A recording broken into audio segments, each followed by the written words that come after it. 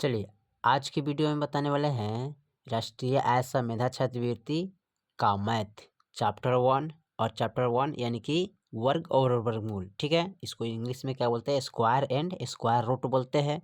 ठीक है, और इसका क्वेश्चन नंबर यहाँ से हल करने वाले हैं। ठीक है, तो क्वेश्चन नंबर 2 हमारा कह रहा है कि निम्नलिखित में कौन अर्थपूर्ण नहीं है।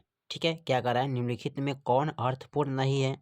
तो यहाँ पर 8 भागा 2 यानी कि 2 से 8 में भाग करेंगे, फिर 3 से 8 में भाग करेंगे, 16 से 8 में भाग करेंगे, 0 से 8 में भाग करेंगे। ठीक है, भाग करके इसका कोई ना कोई अर्थ निकलेगा। ठीक है, तो जो जिसका अर्थ नहीं निकलेगा वही आपका अर्थपूर्ण नहीं होगा। ठीक है, तो चलिए इसको हम हल करते हैं।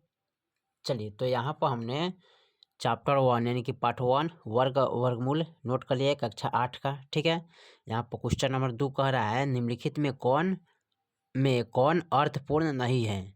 तो यहाँ पर हमें भाग करना है, 2 से 8 में भाग करेंगे, 3 से 8 में भाग करेंगे, 16 से 8 में भाग करेंगे, 0 से 8 में भाग करेंगे। ठीक है, कैसे भाग करेंगे यहाँ पर देखिए। ठीक है, यहाँ पर इसको लिखेंगे 8 भागा 2। ठीक है, 8 बटा 2 लिखेंगे, इसको लिखेंगे 8/3। ठीक है, इसको लिखेंगे 8/16, इसको लिखेंगे 8/0। ठीक है, अब यहाँ देखिए, अब हमें क्या करना है, इसमें भाग करेंगे तो ये कट जाएगा, 2 चौका 8 कट गया।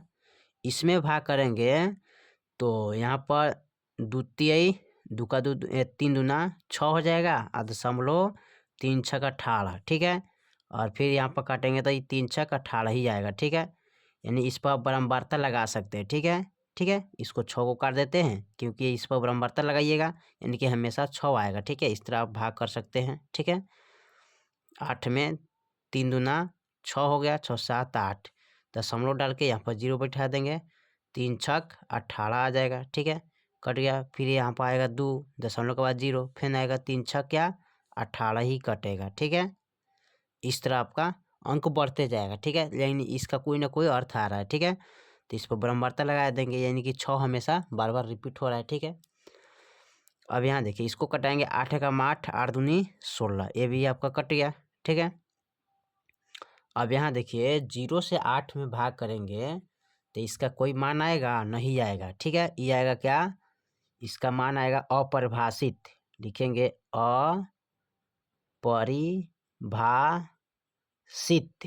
ठीक है, यानी कि इसका मान क्या होगा, अपरिभाषित यानी कि अर्थहीन, इसको बोल सकते हैं क्या, अर्थहीन, यानी कि या कोई हल नहीं। ठीक है, या आपको इसको बोल सकते हैं अर्थहीन यानी कि अपरिभाषित, एक बोल सकते हैं अर्थहीन, दूसरे का बोल सकते हैं कोई हल नहीं इसका। ठीक है, तो ये आपका अर्थपूर्ण नहीं होगा। ये क्या है, आपका अर्थपूर्ण है, इसको आप लिख सकते हैं क्या है, अर्थपूर्ण है। ठीक है, ये भी आपका क्या है, अर्थपूर्ण है। ठीक है, ये भी आपका क्या है, अर्थपूर्ण है। ठीक है, लेकिन ये आपका अर्थपूर्ण ये नहीं है। ठीक है, अर्थपूर्ण नहीं है।